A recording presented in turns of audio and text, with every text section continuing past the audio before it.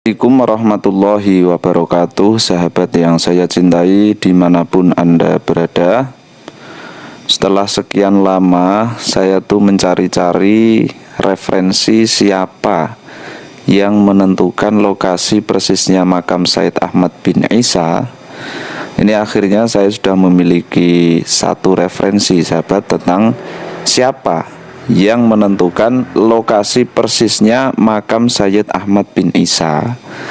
Ini ada satu kitab yang berjudul An-Nurus Safir an Akhbaril Qarnil Ashir, karya daripada Al-Allamah Abdul Qadir bin Syekh bin Abdullah Al-Aidrus Al-Husaini Al-Hadrami Al-Yamani Al-Hindi. Nah, ini keturunan Ba'alawi, sahabat ya, tapi beliau itu tinggalnya di India, negara India. Saya tahu kitab ini tuh setelah nyimak channelnya Gus Aziz Jazuli.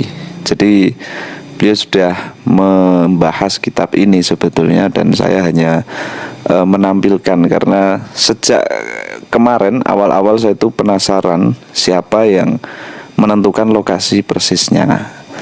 Nah, ternyata penentuan lokasi persisnya makam Said Ahmad bin Isa itu menggunakan metode yang saya agak kaget, sahabat, sebetulnya ini.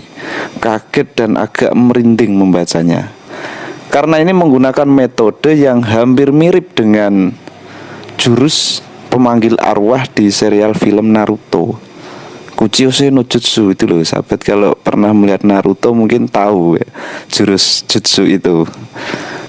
Ya hampir ya, sahabat, saya katakan hampir karena dari sisi praktek dan juga pengertiannya itu ada sisi kemiripannya. Kalau tidak percaya, ini silakan simak isi kitab ini di halaman 301. Di sini ada redaksi sanata sitin wa arba'ina ba'da tis'imi'atin, tahun 946 Hijriah, sahabat.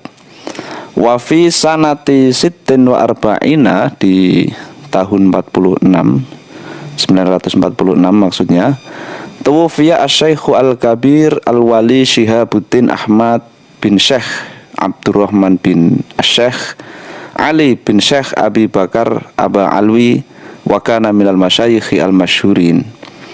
Di tahun itu, tahun 946, Syekh Al-Kabir Al-Wali Syihabuddin Ahmad bin Syekh dan seterusnya itu meninggal dunia. Jadi ini namanya jelas ya, Syekh Syihabuddin Ahmad bin Syekh Abdurrahman bin Syekh Ali. Ini berarti cucunya Ali bin Abu Bakar As-Sakron yang biasa disebut oleh Kiai Imad sebagai penggagas utama di dalam nasab Ba'alawi.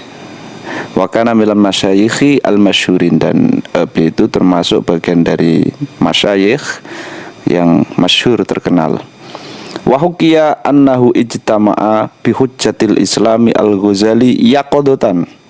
Diceritakan bahwa beliau Syekh Syihabuddin Ahmad itu berkumpul dengan Hujjatul Islam Al-Ghazali, berkumpul dengan Imam Ghazali yaqadatan secara sadar.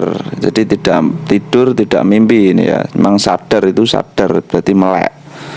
Ini mungkin sahabat yang belum tahu, Imam Ghazali meninggal pada abad ke-5 Hijriah. Nah, Syihabuddin Ahmad ini meninggal pada abad ke-10 Hijriah. Ya, ini sekedar informasi saja, mungkin sahabat ada yang belum tahu. Jadi menganggap ini sesuatu yang biasa-biasa saja. Enggak, ini luar biasa.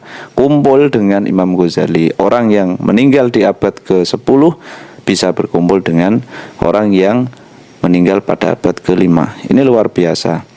Di mana beliau berdua itu kumpul fi ghurfatin, di satu ruangan bidarihi, di dalam rumahnya Syekh Syihabuddin Ahmad, fi baldatihi Tarim, di daerahnya bernama Tarim. Fastajaza minhu kutubahu. Kemudian Syekh Syihabuddin Ahmad ini meminta ijazah kitab-kitabnya Imam Al-Ghazali, fa'ajazahu wa adzina lahu fi ijazatihi. Nah, ini luar biasa. Kemudian Imam Ghazali ya mengijazahkannya, diminta ijazah kitabnya, Imam Ghazali mengijazahkannya, bahkan mengizinkan Syekh Syihabuddin Ahmad ini untuk mengijazahkan kitab beliau Imam Ghazali itu. Kemudian ini titik ya, itu selesai. Ini yang saya maksud di awal tadi sahabat ya. Ruwiya dzalika anis Syekh Al-Wali Abdurrahman bin Umar Al-Amudi nafa'allahu bihi. Ini diriwayatkan oleh Syekh Al-Wali Abdurrahman bin Umar Al-Amudi nafa'allahu bihi. Kemudian ada redaksi lagi nih yang perlu kita garis bawahi di dalam pokok pembahasannya. Ruwiya annahu zara maratan qabra jatihi As-Sayyid Ahmad bin Isa wa huwa mutawajjihun ila bur li akhdhi syai'in minan naqawul minha.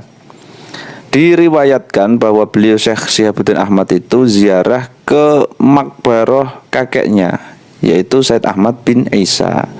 Beliau menghadap ke suatu daerah Bur itu ya, untuk mengambil sesuatu minat naqawul.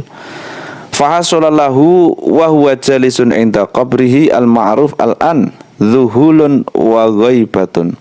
Kemudian ketika beliau ini duduk di kuburannya Said Ahmad bin Isa, duduk di sebelah kuburannya Said Ahmad bin Isa, Al-Ma'ruf Al-An, ini Al-An yang bilang adalah yang mengarang kitab An-Nur Safir ini di abad ke-11. Jadi abad 11 ini sudah matang ya. Lokasi persisnya makam Said Ahmad bin Isa di mana. Namun untuk di masanya Syekh Syihabuddin Ahmad ini belum begitu matang, karena beliau ini masih ini, kita lanjutkan saja. Ketika Syekh Syihabuddin Ahmad ini duduk di sebelah kuburannya Said Ahmad bin Isa, itu beliau mengalami semacam zuhul, kebingungan ya. Wa ghaibatun ini hilang. Ya mungkin kita bisa arahkan ke pingsan atau yang enggak sadar begitu.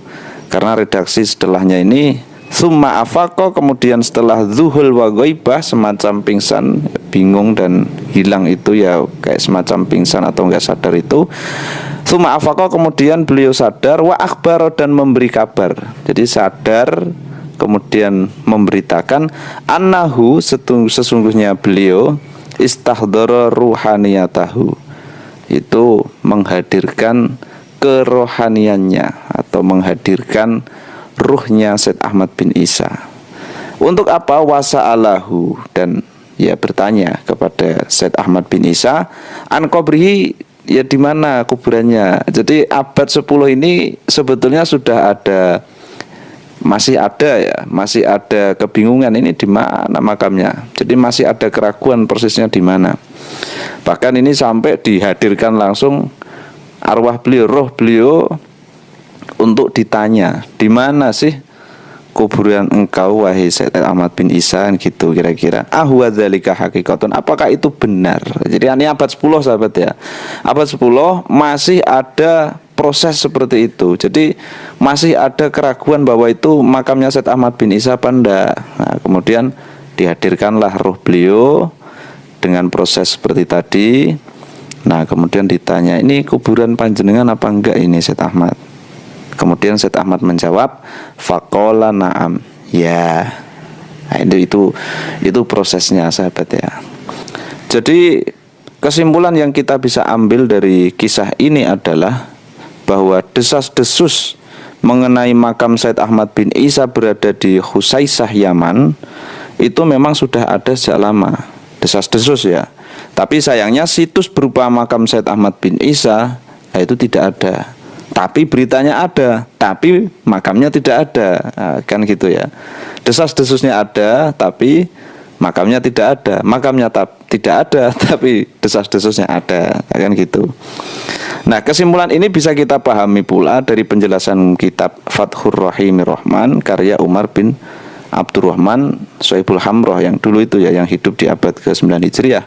Hingga pada akhirnya sampai pada abad ke-10 ini, melalui pertemuan antara Syihabuddin Ahmad, cucunya Ali bin Abi Bakar As-Sakron ini, pertemuan beliau dengan ruh Said Ahmad bin Isa, kemudian barulah makam beliau ini semakin diyakini di mana letak persisnya. Ya, sehingga Saya pribadi tidak menyalahkan siapapun bila ada yang tidak percaya bahwa makam Said Ahmad bin Isa berada di Husaisah.